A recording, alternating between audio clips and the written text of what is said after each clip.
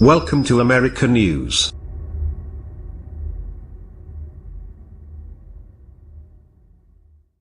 Organizers Linda Sarsour, Carmen Perez and Bob Bland lead during a Day Without a Woman march on International Women's Day, March 8, in New York City. Photo by REUTERSLucas Jackson. When an estimated 4 million people turned up for the Women's March protest in Washington, D.C., and 650 sister marches across the United States in January, just a day after President Donald Trump's inauguration, both participants and observers asked, "What's next?" Nearly 8 months later, the march's organizers are planning a major follow-up event, a multi-day forum, called the Women's Convention, aimed at building support ahead of the 2018 midterm elections. The convention is scheduled to take place in Detroit on October 27-29. Read more. Can the Women's March organizers maintain momentum? We need to take the organizing power we gained from the Women's March and convert that into political power, said Bob Bland, the national co-chair of the Women's March on Washington. Our goal is for people to come out of this with revolutionary new knowledge, training and connections. We need to take the organizing power we gained from the Women's March and convert that into political power. The convention is the latest high-profile effort to maintain the grassroots energy from the January march, which was likely the largest single-day protest in U.S. history. Organizers expect 5,000 people will attend the convention. Nearly 1,500 people have registered so far.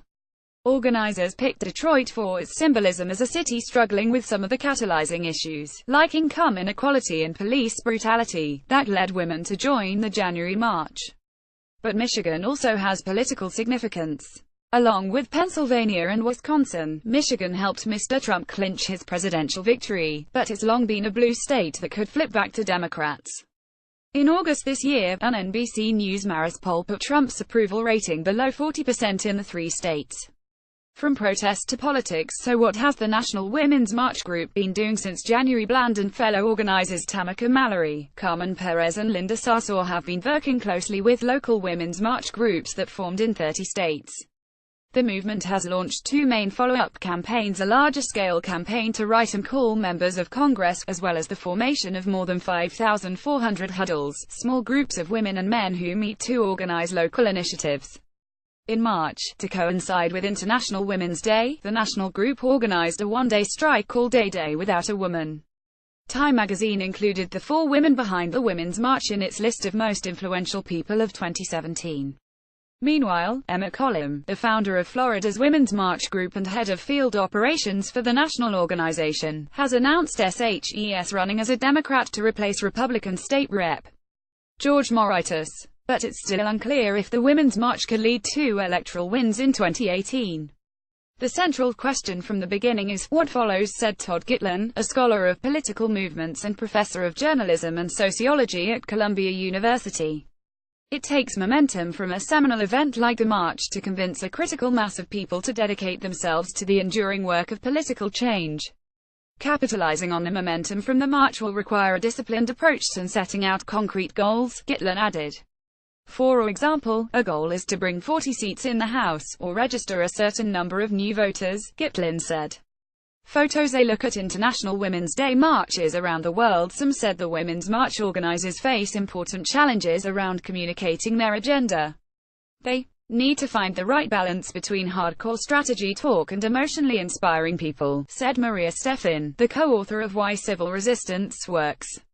Stephan added it can be political but not hyper-partisan. It's also important to give a movement time to mature, Stephan said. Before political change happens, you have to raise consciousness and educate the public, she said. Tressa Undum, a partner in the non-partisan polling firm Perry Undum, said polling showed that a growing awareness of gender equality was simmering among voters well before the Women's March.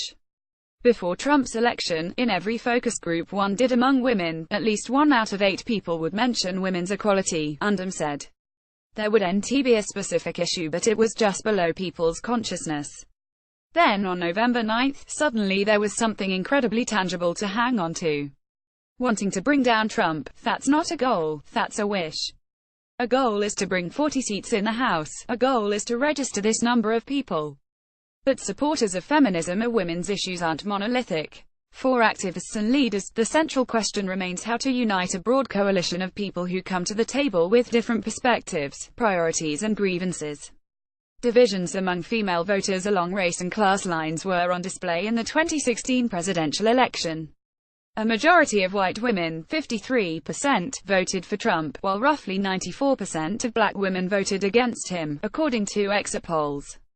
And since the election, the Women's March has had to navigate tensions around race and the women's rights movement's legacy of excluding women of color.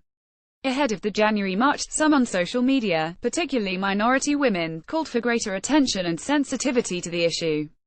It was seen by some, however, as alienating and even unwelcoming. The convention appears focused on addressing these issues.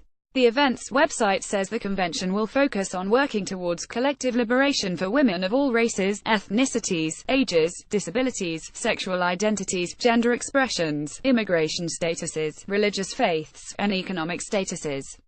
The success of the Women's March as a sustainable movement will hinge on what comes from such efforts. Predicts Bland. I don't think anyone can underestimate the change that will come from the convention. Read more. Women's March leaders aim for solidarity against misogyny.